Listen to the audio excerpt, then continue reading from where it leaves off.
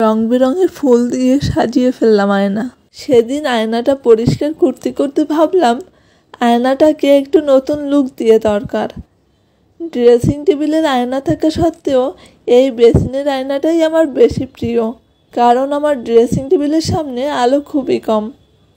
আয়না দেখতে গেলে অন্ধকার অন্ধকার লাগে, তাই এই আয়নাটা আমার বেশি ব্যবহার করা হয়।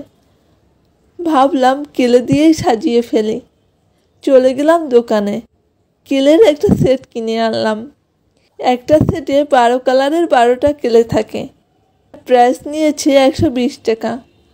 এর সাথে 3টে টয় নাইফও ছিল, যেগুলো দিয়ে বিভিন্ন ডিজাইন করা যাবে। আমি এর আগে কখনো ক্লে দিয়ে কাজ করিনি, এটাই আমার প্রথম কাজ, তাই একটু ভয়ে ভয়ে ছিলাম কেমন হবে না হবে তাই ভেবে। প্যাকেট থেকে বের করার পরে মনে হলো যে যখন সাবার সিআরপিতে ছিলাম তখন এগুলো দিয়ে থেরাপি করানো হতো। নানুকেও ডেকে নিয়ে এলাম, বললাম গোল গোল করে বলের মতো করে দিতে। আমি ফুল বানিয়ে নিচ্ছি।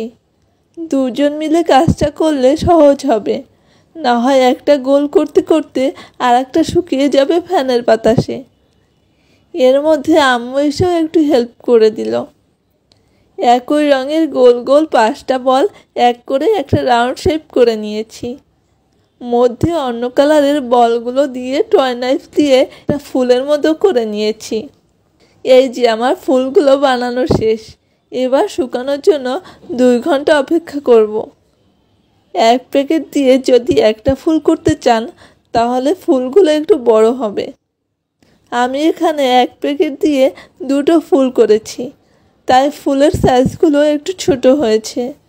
সবগুলো ফুলের সেন্টারে ইয়েলো রাখতে চেয়েছিলাম, কিন্তু তা সম্ভব হয়নি, একটু এলোমেলো হয়ে গিয়েছিল।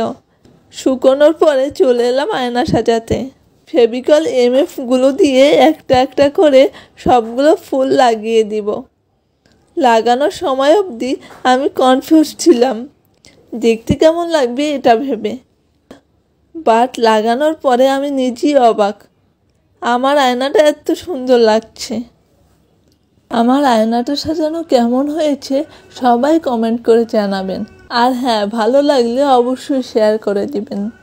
আয়নাতে ওই মুখ দেখবে যখন, কপালের কালো তিল পড়বে চোখে, ফুটবে যখন ফুল বকুল শাখে, ভোর যে এসেছিল জানবে লোকে।